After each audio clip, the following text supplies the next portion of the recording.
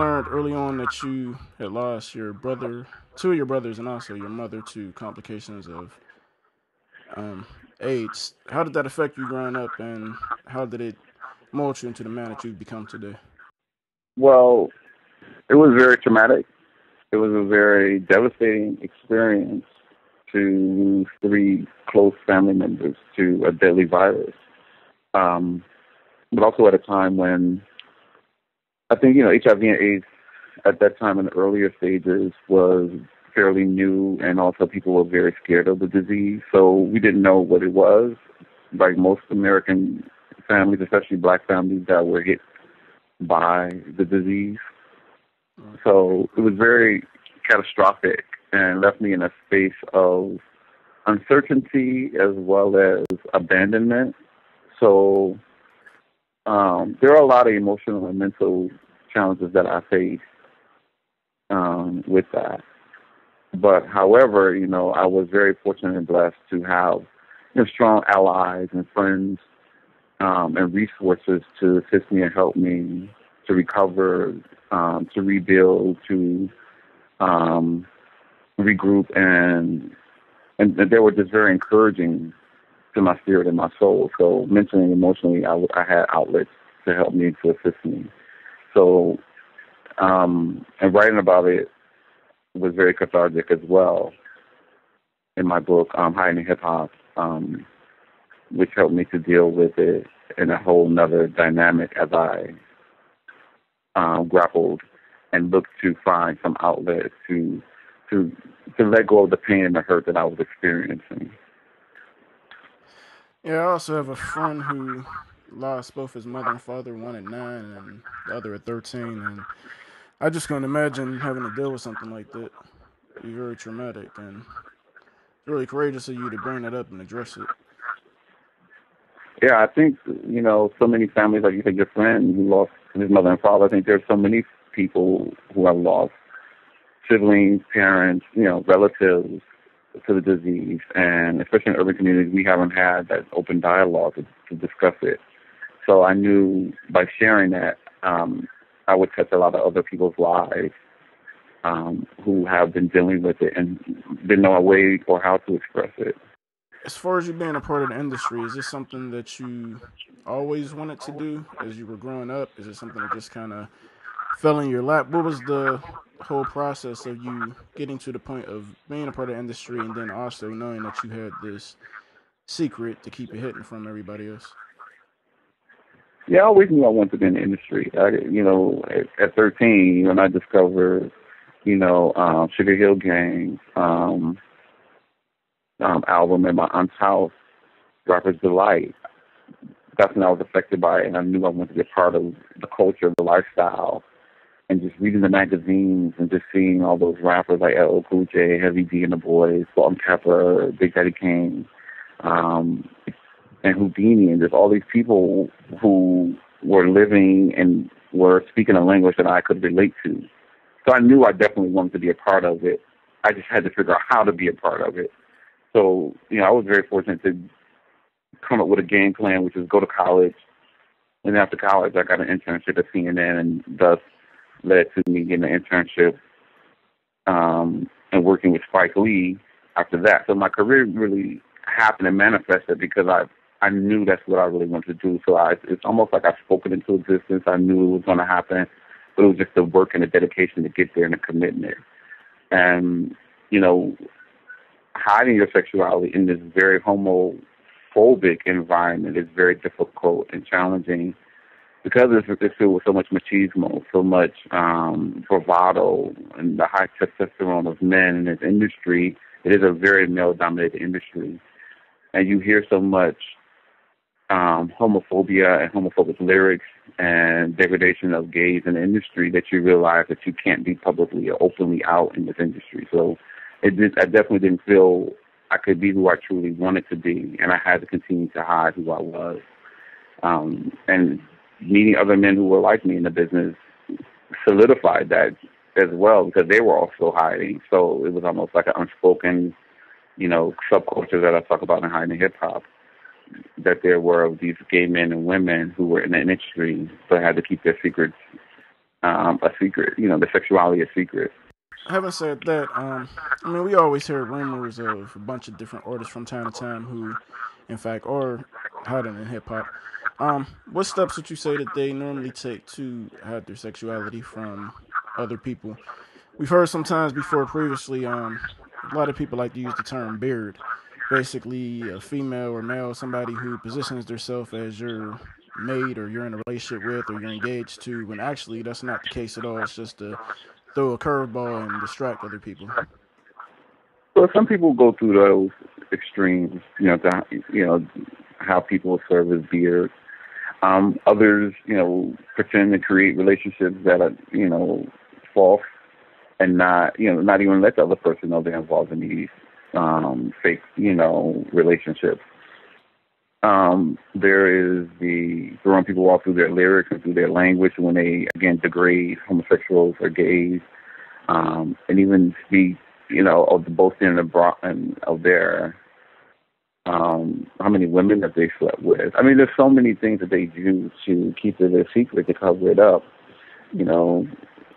And it's not just people in the hip hop industry. I think men in general who are hiding tend to go through great lengths to make sure that no one discovers their sexuality.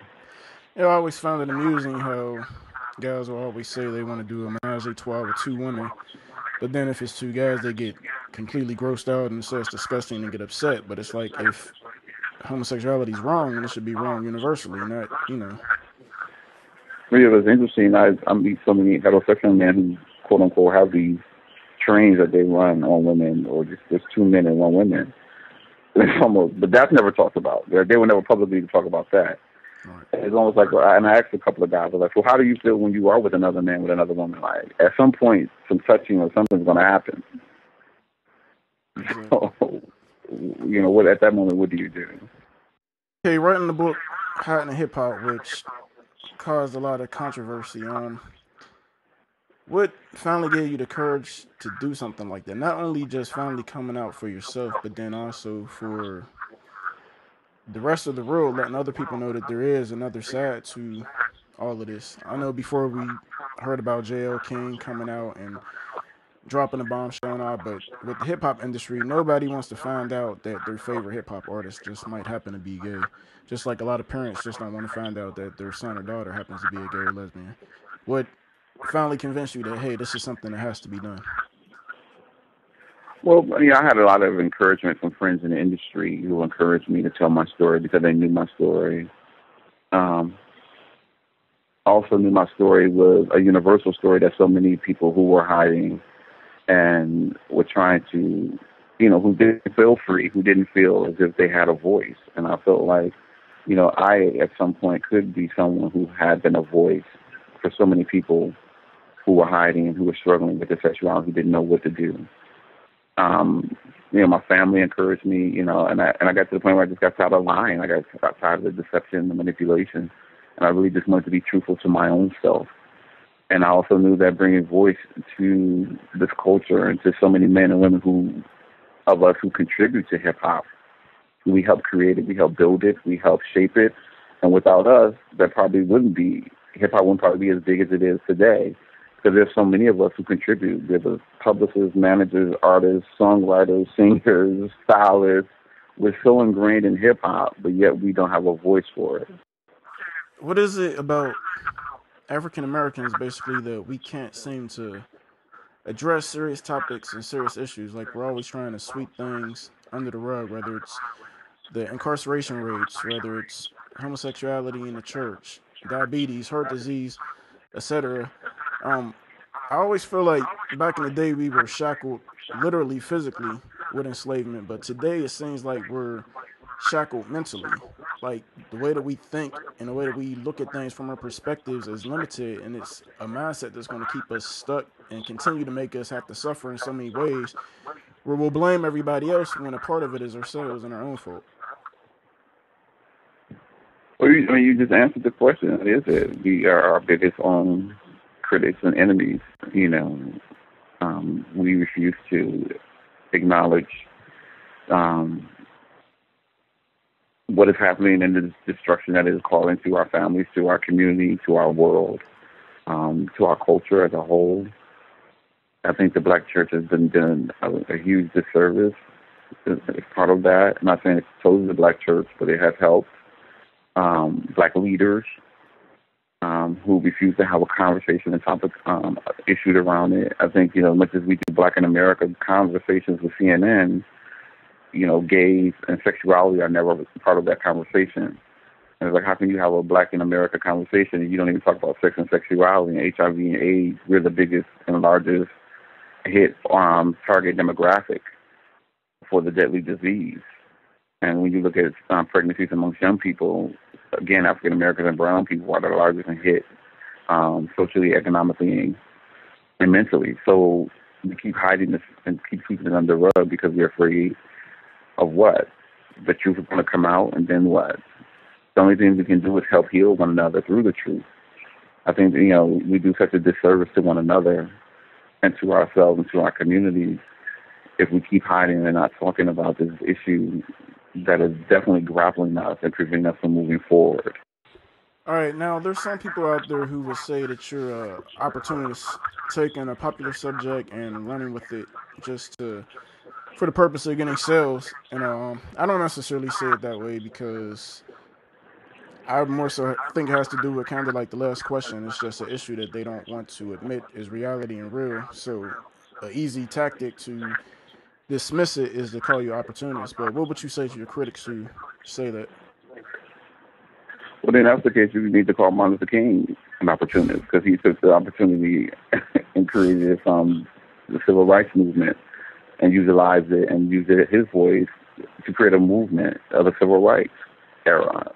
You can think of any black leader or any black cultural critic who has done something and who has used an opportunity. I mean, Reverend Al Sharpton, Jesse Jackson, Chadwick Smiley, Cornel West, who used different opportunities to help bring a voice, to help bring to light the various issues and challenges that we refuse to look at and operate from in a sense of courage, inspiration, hope, and love. So to my critics, I say, if you're going to look at me and judge me as someone who's an opportunist, and judge all those who came before me, because I'm only following in those footsteps. They only allow me to give me the voice and opportunity to be who I am and do what I do. So I stand on their shoulders and I rest on their shoulders because there's going to be people who come after me who are going to do the same thing. So until we talk about it, I'm going to keep talking about it.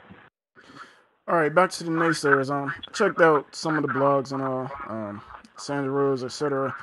And a lot of people were upset that you didn't specifically name names. Now, you gave enough clues, and sometimes when I'm reading the book, if I couldn't figure it out, I'd ask somebody else, and we try to piece it together. But to me, I don't feel like it's anybody else's right to out somebody else. There's too much danger, complications with their employment, with their future, with their families. Um, what would you say your reasoning for not outing other people in the book was for, and also for the people who said that you should have? Well, it was never my intention to name any names. I was never going to name names. Even when the book got sold, that was one of the stipulations in one of my contractual agreements with the publisher was that I was not going to name names. They didn't even want me to name names.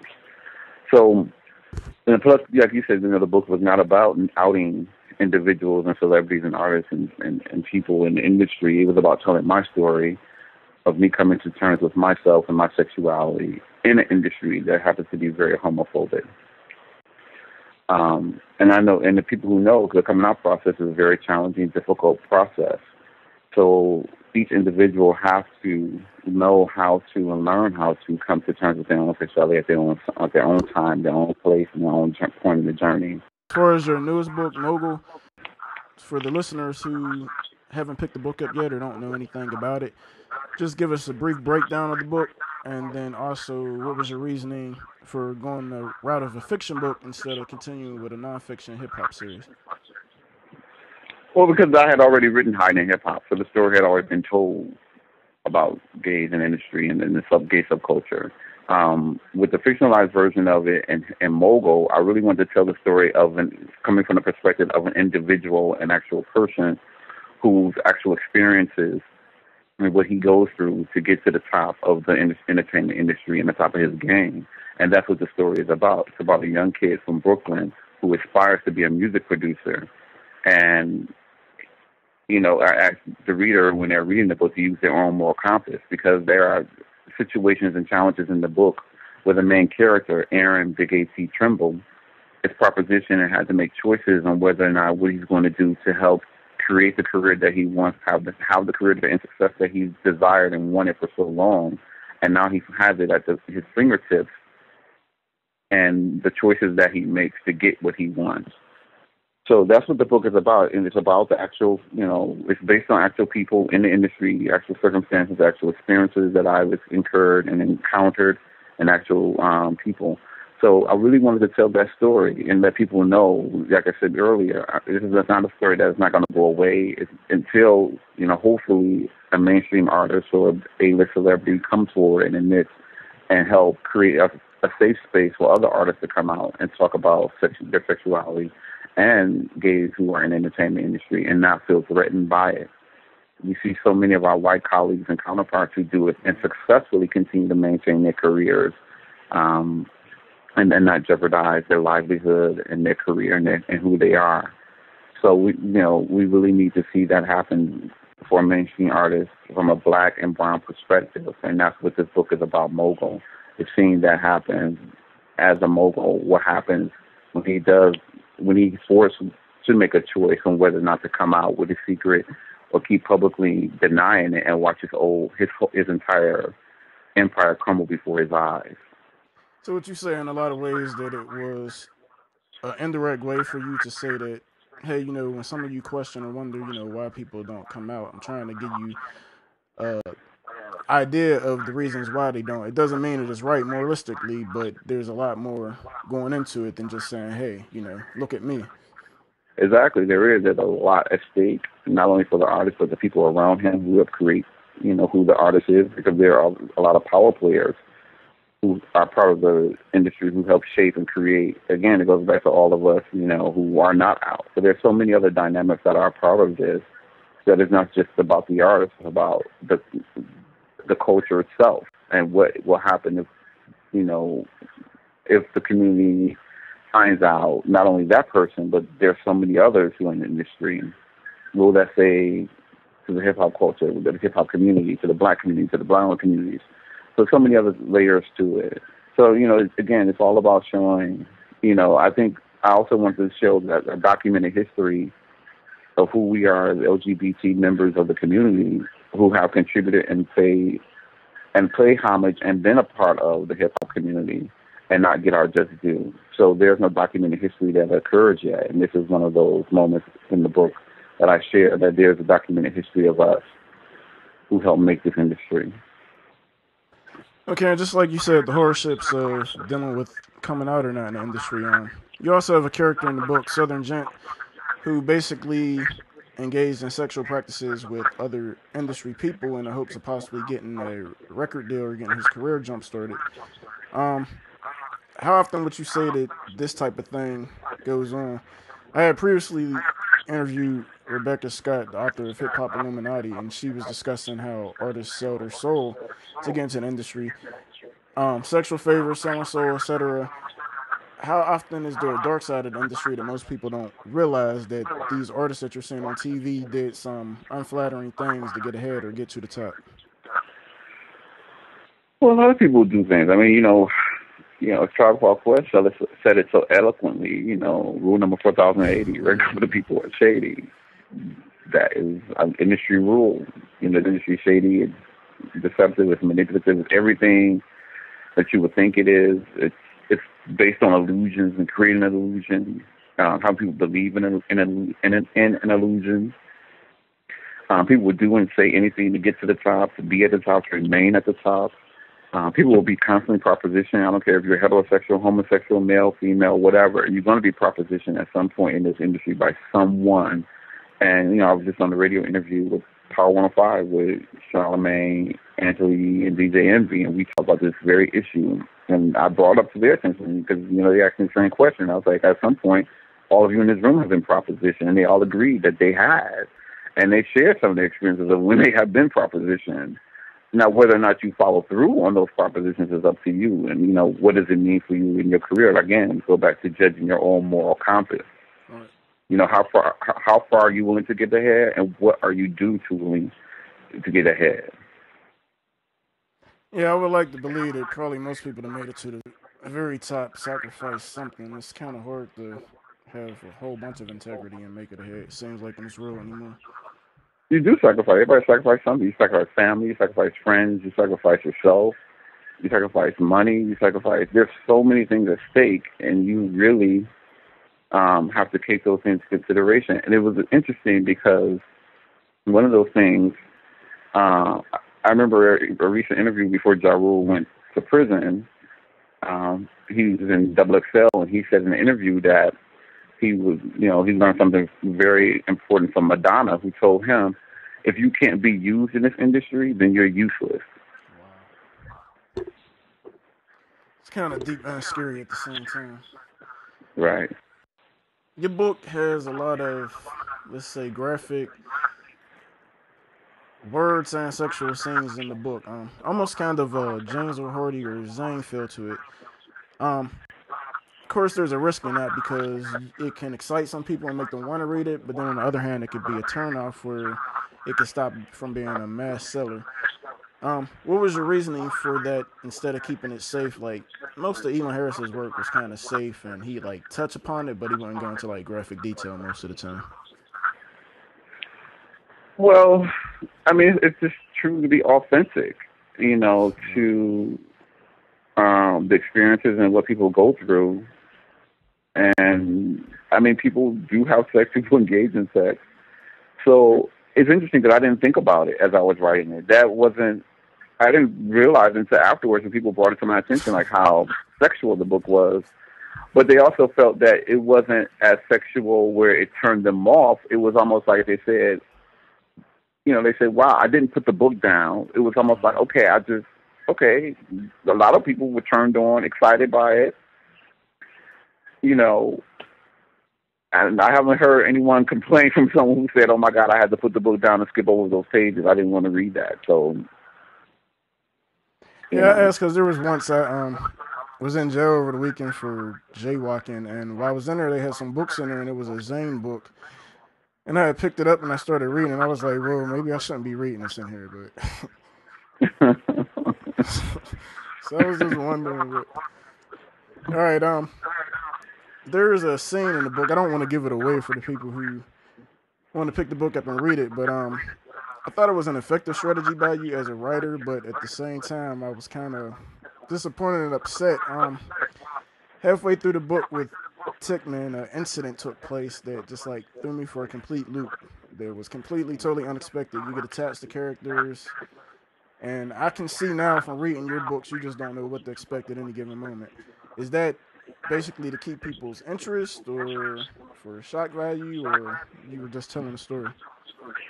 I'm just telling a story. I mean, characters, they'll tell you what's going to happen. When you're writing a book, you have no control over that as a writer.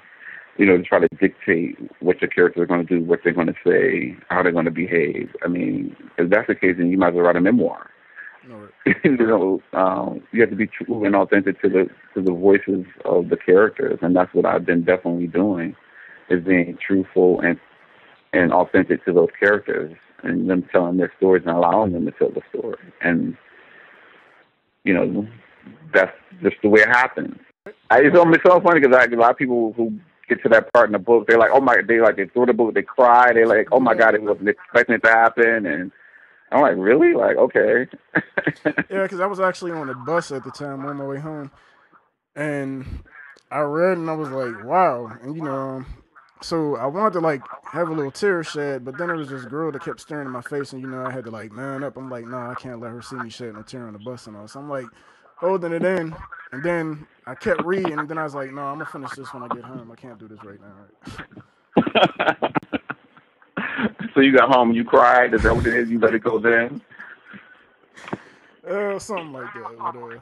But, it's okay if you cried. It's okay.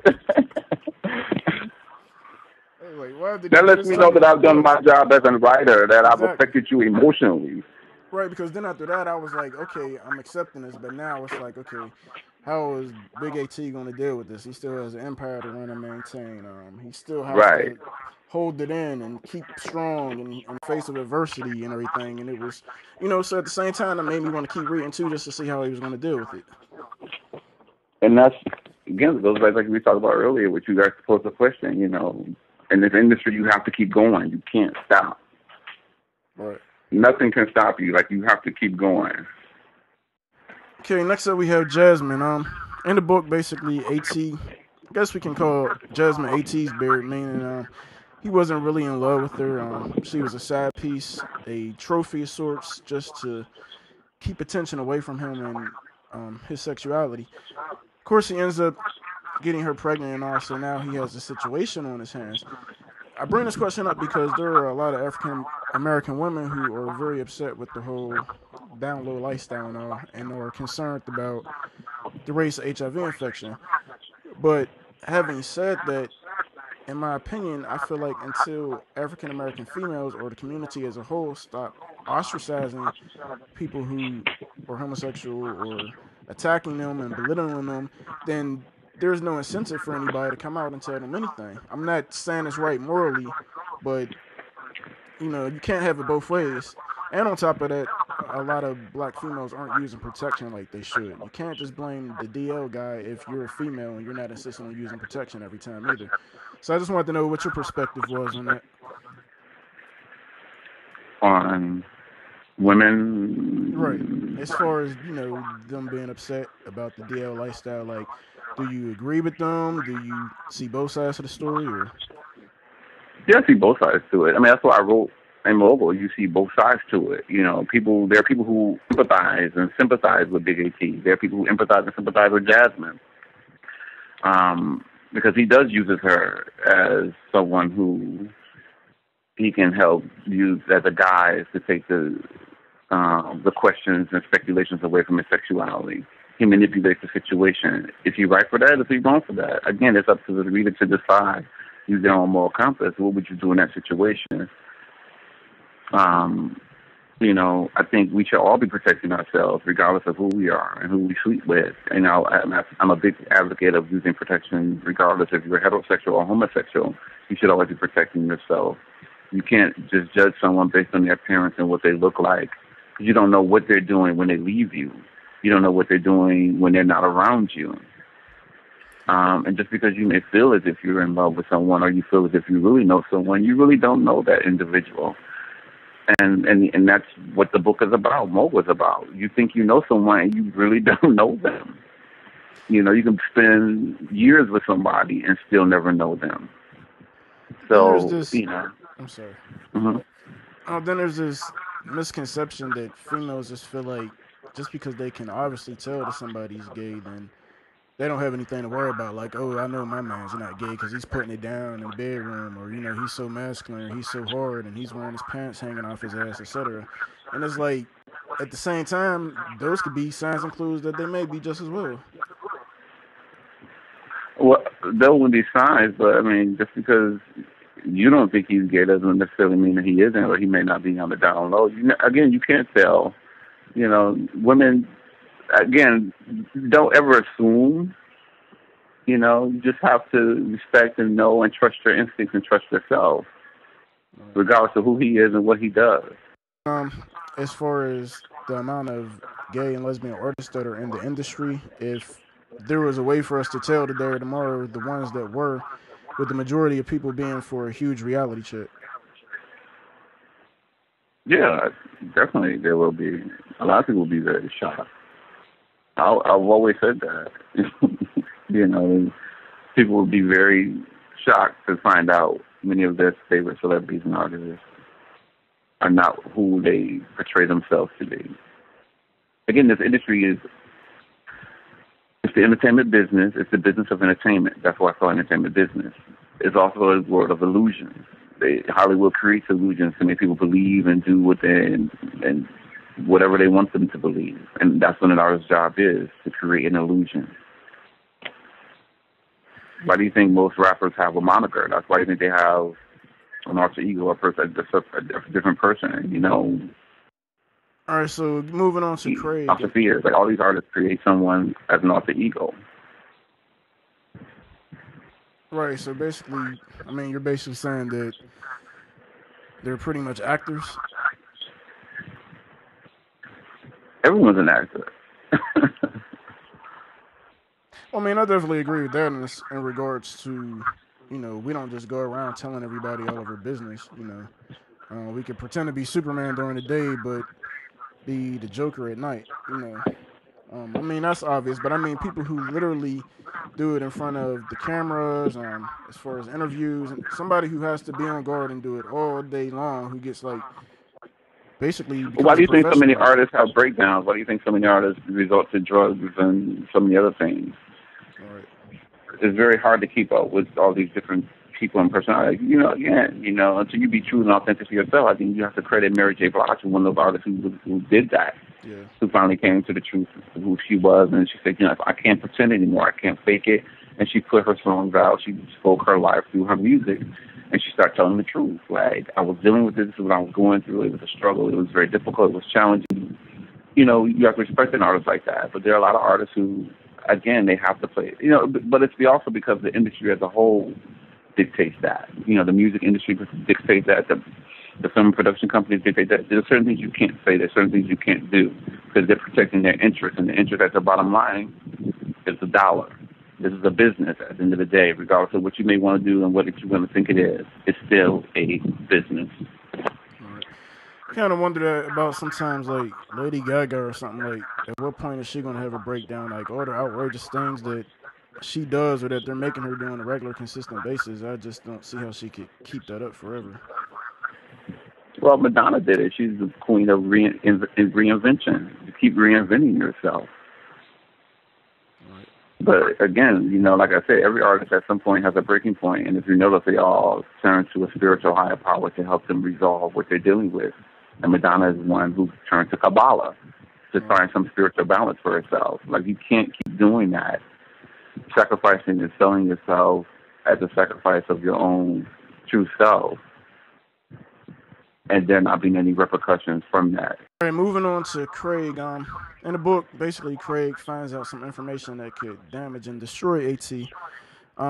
It's not just gay people, but people as a whole. Why do you think that people have a need to want to destroy other people's lives, either for their own personal satisfaction or revenge, or what do you think is the motivation behind people wanting to do that? Well, that's it. I mean, revenge, hurt, pain. Um, you never know what someone's motive is. You read all of the blogs and bloggers. What are they gaining from reporting something negative about an artist? I don't know what's in the mindset of those individuals. In the book, however, Craig is someone who's been used, abused. He's been manipulated. He's been mistreated, and he feels the best way to get back at those who hurt him is to hurt those who hurt him. So, it goes back to that old adage: hurt people hurt other people. Right.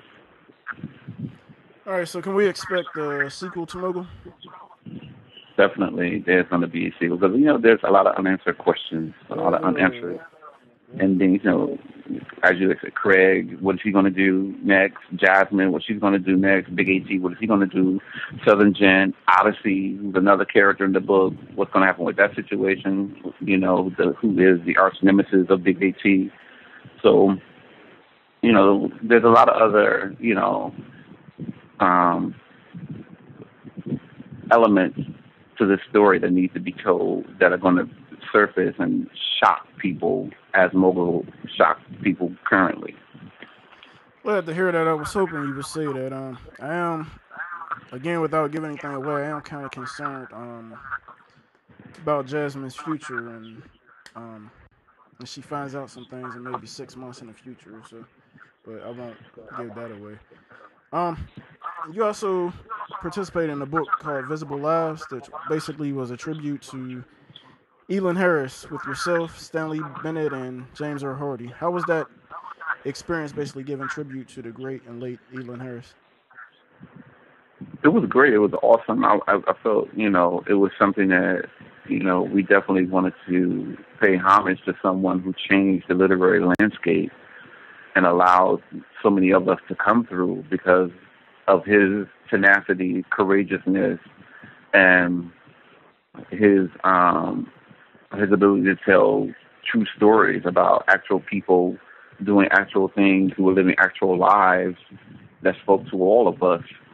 So it was only befitting to write and pay homage, an anthology, to the man who sold millions of copies of books that had millions of women and men reading and talking about his stories and his storyline. I mean, he created the whole download phenomenon, when he first wrote about it in Invisible Life.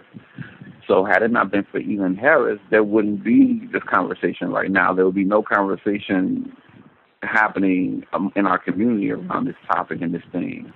So it's only, he truly is a literary icon that deserves every tribute that he deserves, and that is going to be bestowed upon him. All right, what was crazy about that is that even though time could pass us at any moment, it was just, that just completely came out of nowhere. Yeah, but it just goes to show you, how you should live life to the fullest and be truthful to yourself and authentic to yourself. And thank God he was truthful and authentic in his writing and his books and his stories, because, he helped to save so many other people who were dealing with their sexuality. So I think his stories really helped so many people. And so, to utilize the gift that God gave you and to serve it and use it at that point that he did was truly a phenomenon and phenomenal. So, yeah, it is unfortunate that for us, his light was dimmed in the world, but it grew even brighter. So, we all have to take and live life to the fullest, and you can't get caught up in what people think of you, what they're going to say about you. So you really, truly need to just live and be truthful, honestly to yourself. Amen to that. All right, last question. Let our listeners know anything that you're currently working on, or any final thoughts that you'd like to share with us before we send you off. Yeah, I'm very fortunate. I'm very blessed, and I'm thankful for the many people who have supported me, supported Hiding Hip Hop, supporting Visible Live, supporting, Mogul. It's truly been an amazing journey, and I'm so looking forward to doing and providing more works and more books to everyone to allow them to escape into the world. In my mind, these crazy characters who show up, and I'm very fortunate to be able to write these stories and be supported by a community of people who look forward to reading these stories. So yes, I'm working on other books. There are other series that are coming about. Like I said, Mogul was going to be a follow-up book to Mogul. There are other books that are coming down the pike as well. I write for blogs. I write for other hip-hop community-oriented websites. So it's just been an amazing journey. And I would just tell anybody who's listening just to be authentic and true to yourself. Love yourself and know that despite what you're going through and who may be doing something to you or causing some damage or harm, that the only person that can dictate your journey and your destiny is you. And give all praises to glory to God. Like, there's nothing that you can't do if you don't believe in yourself. So continue to believe in yourself, continue to strive for greatness and excellence, and never give up on your dreams.